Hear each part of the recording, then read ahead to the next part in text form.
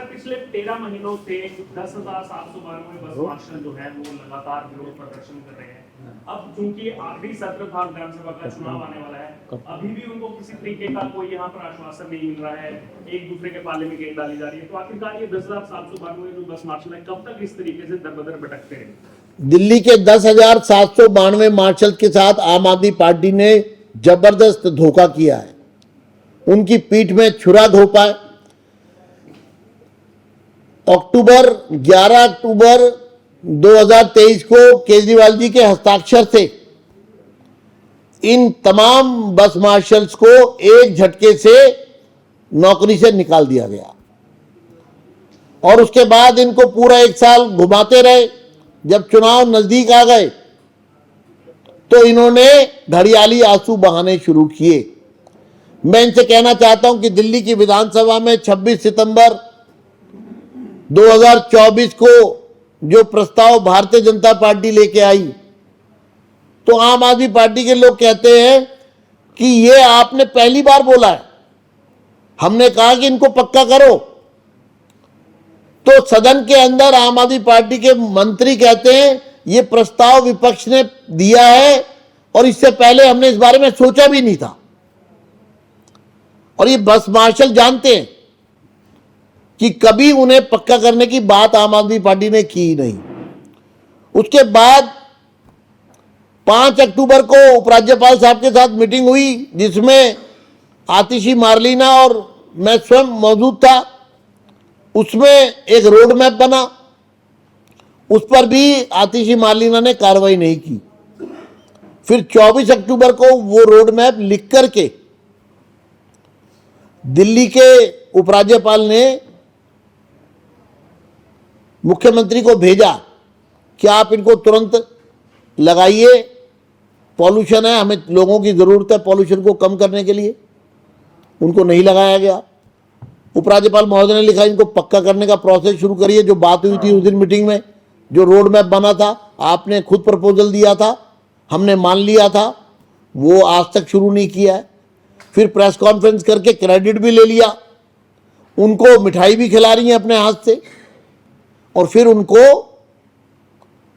Join कराएंगे, आज कराएंगे, कल कराएंगे, आज कराएंगे, कल कराएंगे, उसमें भी 1 महीना निकाल दिया।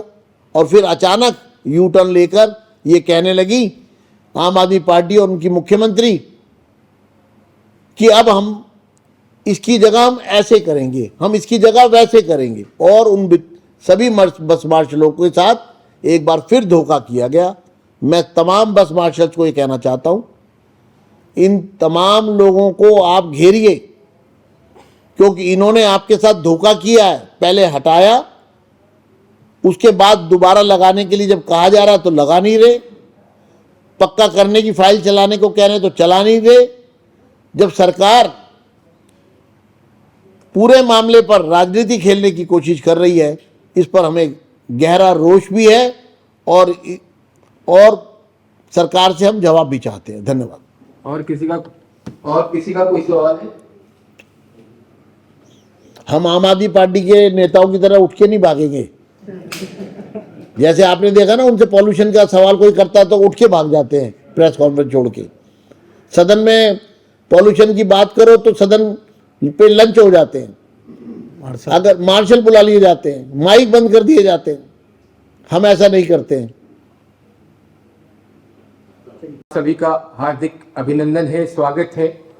आज एक अति महत्वपूर्ण विषय पे हमारे leader of opposition Bharatiya Janata party के कद्दावर नेता श्रीमान विजेंद्र गुप्ता जी आपको संबोधित करेंगे। हमारे साथ भारतीय जनता पार्टी के युवा चेहरा और लक्ष्मी नगर के विधायक श्रीमान अभय वर्मा जी भी हैं।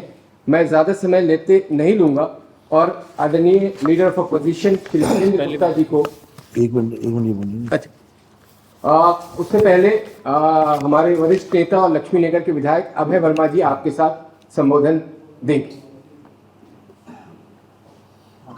हम सबके प्रिय प्रदेश के पूर्व अध्यक्ष और वर्तमान में लक्ष्मीनगर विधानसभा के नेता प्रतिपक्ष आदरणीय विजेंद्र गुप्ता जी, हमारे प्रदेश के प्रवक्ता भाई यासिर जिलानी जी और यहाँ उपस्थित सभी पत्रकार बंधु और साथियों,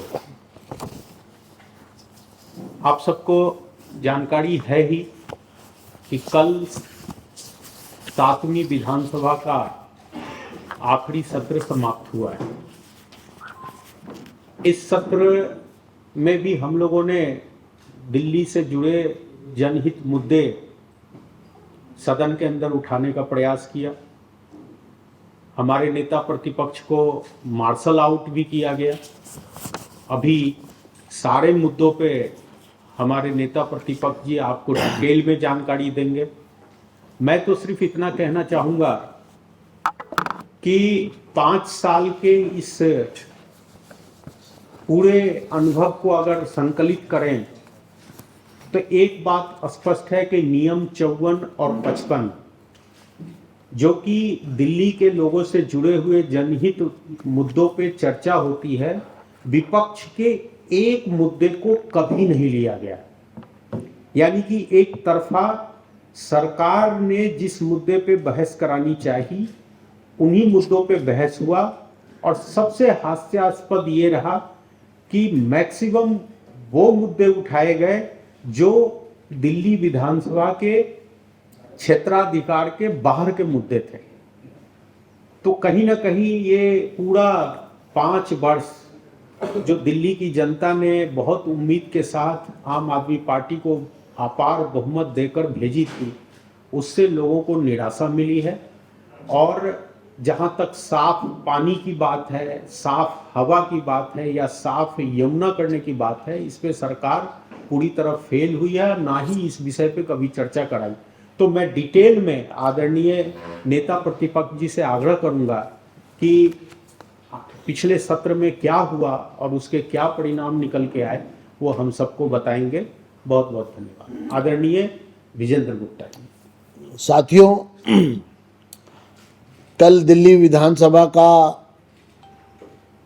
अंतिम सत्र पूरी रस्म अदायगी के साथ पूर्ण हो गया। लास्ट सेशन में फोटो सेशन होता है, वो फोटो सेशन भी हो गया।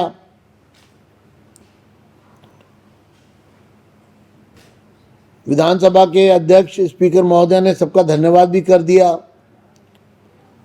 अपना समारोह भाषण भी शब्द भी कहे। लेकिन जो सवाल